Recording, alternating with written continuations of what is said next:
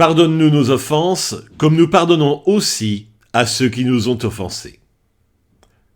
Nous avons vu que la 4e demande de la prière de Jésus nous fait faire face à la réalité de nos besoins matériels, avec le pain quotidien.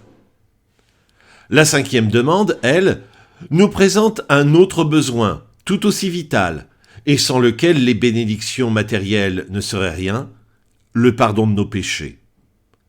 Besoin du corps, besoin de l'âme, le Notre Père considère l'ensemble de notre être. Naturellement, cette 5e demande implique de reconnaître la réalité du péché, notamment de notre péché, et sa gravité.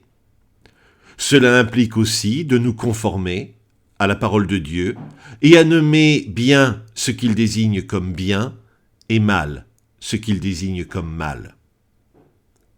J'avais souligné que la prière pour le pain quotidien est une prière de confiance et de dépendance. C'est la même chose pour le pardon de nos péchés. Nous devons reconnaître que nous sommes incapables de nous purifier nous-mêmes, d'expier nos fautes, et nous nous tournons vers le Père qui nous aime et qui nous a donné un salut parfait en Jésus-Christ. Si quelqu'un a péché, nous avons un avocat auprès du Père, Jésus-Christ le juste. Il est lui-même victime expiatoire pour nos péchés, non seulement pour les nôtres, mais aussi pour ceux du monde entier. L'œuvre de Christ est notre seule espérance et notre seul rocher quand nous faisons cette prière.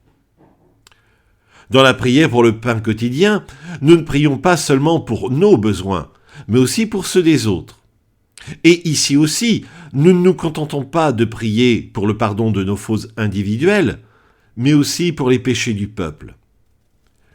Le péché ne concerne pas seulement des individus, mais aussi l'Église, à chaque fois qu'elle se montre infidèle. En faisant cette prière, nous demandons aussi, d'une certaine manière, à ce que Dieu réveille son peuple et le replace sur le droit chemin.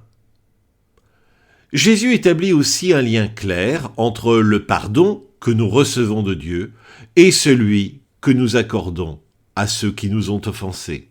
Comme le dit André Péry, Dieu n'émet pas une condition à son pardon. Il est gratuit et inconditionné, et cela doit rester pour nous une certitude inébranlable. Cependant, et c'est là que l'exigence de la 5e demande de l'horizon dominical nous atteint dans toute sa rigueur, si nous ne parvenons pas à pardonner aux autres, nous nous rendons, par cela même, incapables de saisir le pardon de Dieu.